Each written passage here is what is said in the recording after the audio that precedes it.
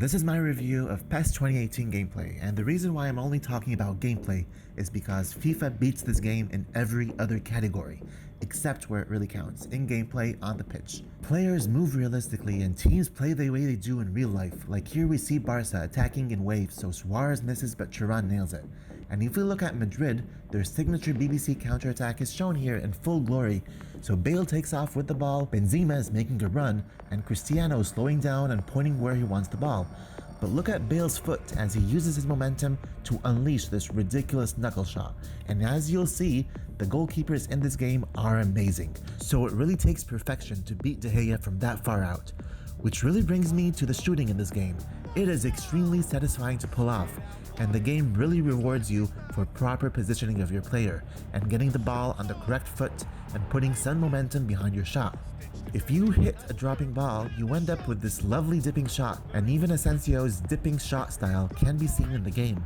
And here's another example of putting momentum behind your shot and a world-class save from Navas, which brings me to goalkeepers, who have probably seen the biggest overhaul in this game. They pull off some ridiculously good saves, and they all look very smooth, so props to Konami for the incredible job they pulled off with the animations. Great leap! Looks to dink on it. Up he gets!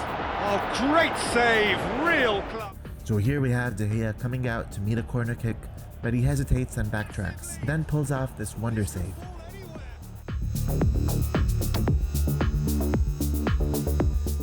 Now back to the Classico, mistakes are an aspect of real-life football, but when they do happen, they look realistic, and so do the messy situations in the game.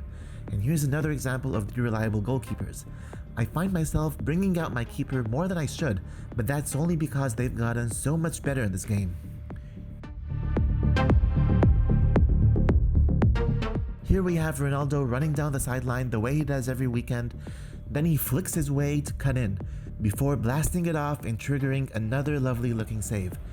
Now, skills in PES are way more subtle than FIFA, but they're way more realistic and they serve the purpose of creating space the way they're supposed to. You can pull off some relatively easy flicks to put yourself into a more desirable position before unleashing a shot, which is why you do skills in real life.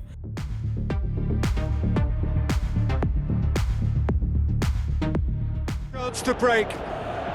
Lovely bit of skill. Looking to shoot!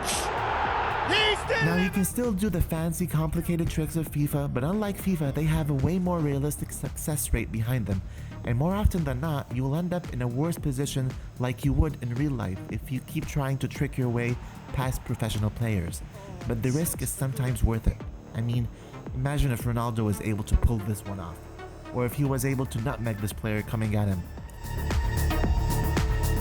But when they do work, they look filthy good, like here we have Rashford with a perfectly timed nutmeg, which completely puts him in a way more advantageous position.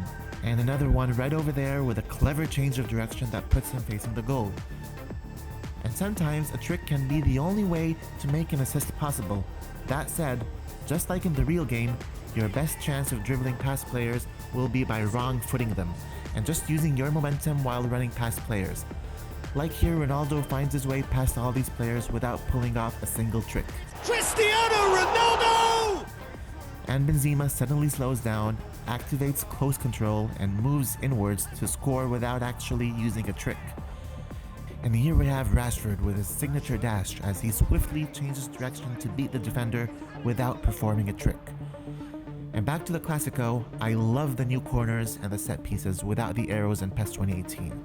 You basically choose your direction, apply spin, and the ball flies way more realistically. Towering header! Back to the Classico, the way the game can shift is also very satisfying. You feel a realistic momentum in play as an equalizing side can try to ride the wave and go ahead.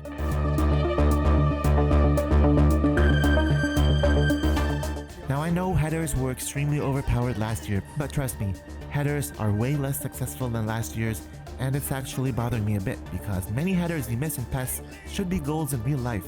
But now a header goal feels more rewarding and the headers still look spectacular when they're on point. World-class carry! Back to the Classico, Bale makes space to himself and overshoots. Even missed chances in PES 2018 look realistic, and Benzema's signature one-on-one misses are in the game. Stringing together passes is something we take for granted in PES, but along with the shooting, they might be the biggest two reasons why we are playing this game, and that includes the through balls, which really made Winning 11 famous back in the day. Cristiano Ronaldo tries lifting it over. It's Benzema! It's a goal! Back to the Clasico, where we can see Barca's tiki-taka looking just as good as the real thing.